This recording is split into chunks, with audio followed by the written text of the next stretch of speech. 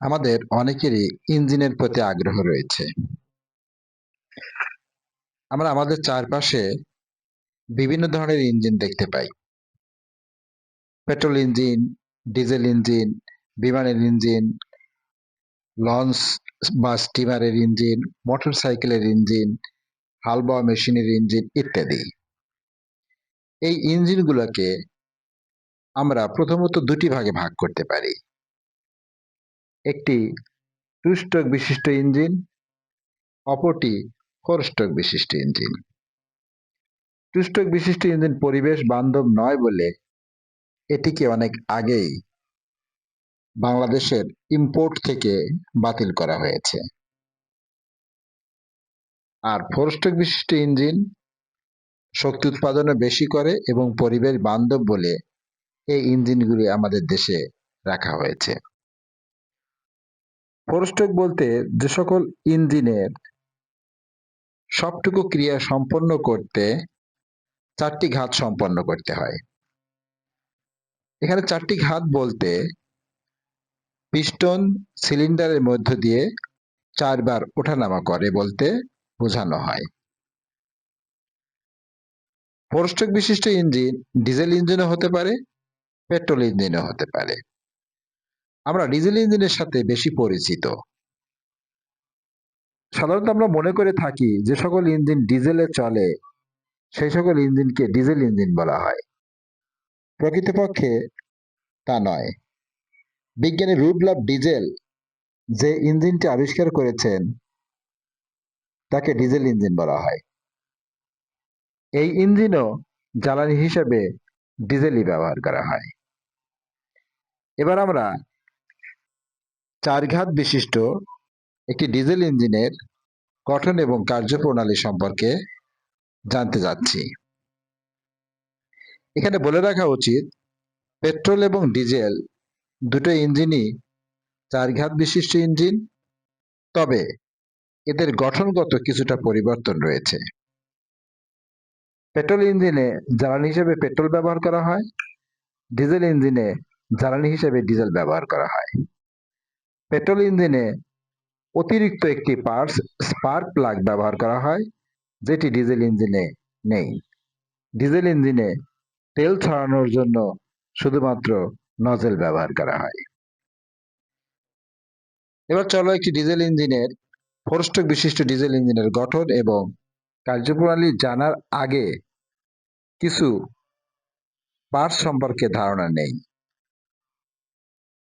সবচেয়ে গুরুত্বপূর্ণ পার্টসগুলি হলো cylinder, piston, valve, crankshaft, camshaft, spark plug, injector বা nozzle. Petrol engine diesel engine থেকে যে পার্থক্যটার কথা বলা হয়েছিল সেটি হলো স্পার্ক প্লাগ। পেট্রোল ইঞ্জিনে স্পার্কিং এর মাধ্যমে জ্বালানিতে আগুন ধরিয়ে দেওয়া হয়, কিন্তু ডিজেল ইঞ্জিনে স্বয়ংক্রিয়ভাবে অত্যাধিক চাপের ফলেই জ্বালানিতে আগুন ধরে যায়। চার ঘাত বিশিষ্ট ইঞ্জিনের চারটি ঘাত রয়েছে। এই চারটি ঘাতগুলি পর্যায়ক্রমিকভাবে শক্তি উৎপাদনে সহযোগিতা করে। যেমন ঘাতগুলি আমরা ব্যাখ্যা করলে পাই, এই চারটি ঘাতের সম্পন্ন করার আগে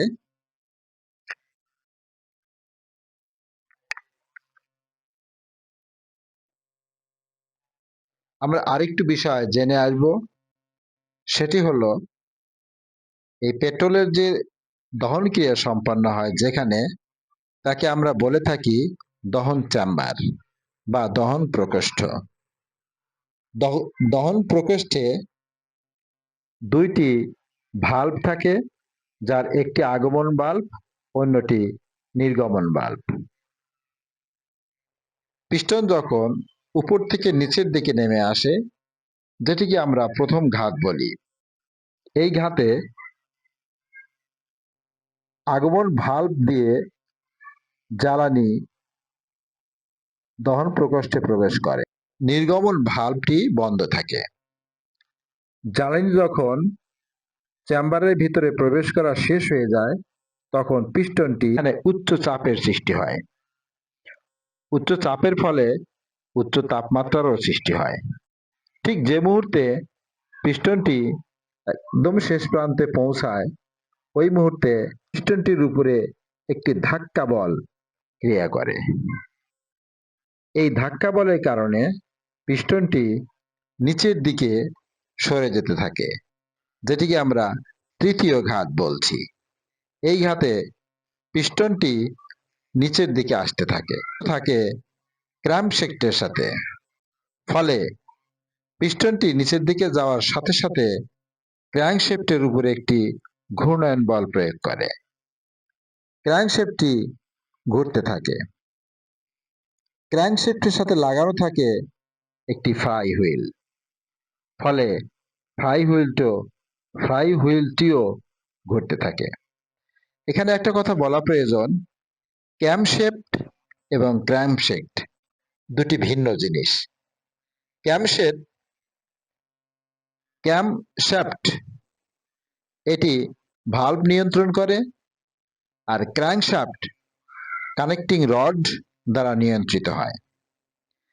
ক্র্যাঙ্কশ্যাফটের অপর প্রান্তে লাগানো থাকে একটি বড় ফ্লাই হুইল, যে হুইলের মাধ্যমে জড়তা নেয়। আমরা জানি তৃতীয় ঘাত হলো কার্যকর ঘাত। তৃতীয় ঘাত থেকেই শক্তি উৎপাদন হয়।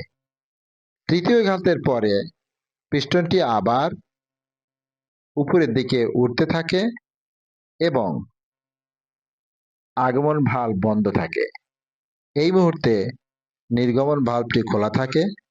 ফলে দহন প্রকোষ্ঠে যে বজ্র পদার্থ উৎপন্ন হয়, সেটি নির্গমন বাল্ব দিয়ে বের হয়ে যায়।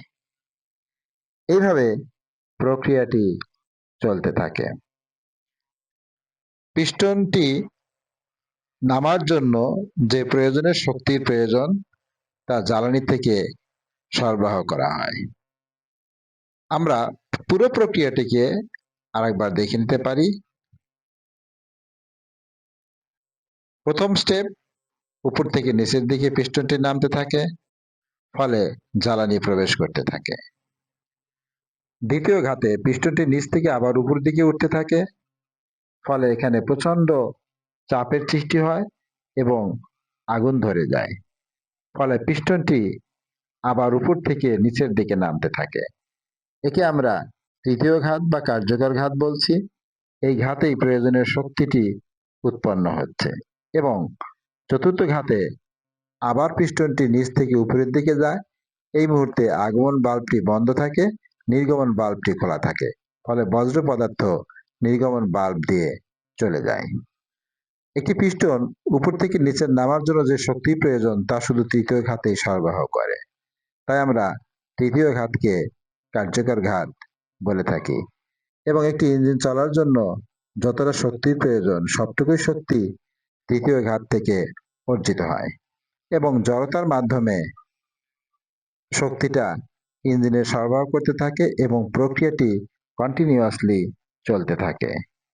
এতক্ষণ এটি দেখার জন্য সবাইকে ধন্যবাদ।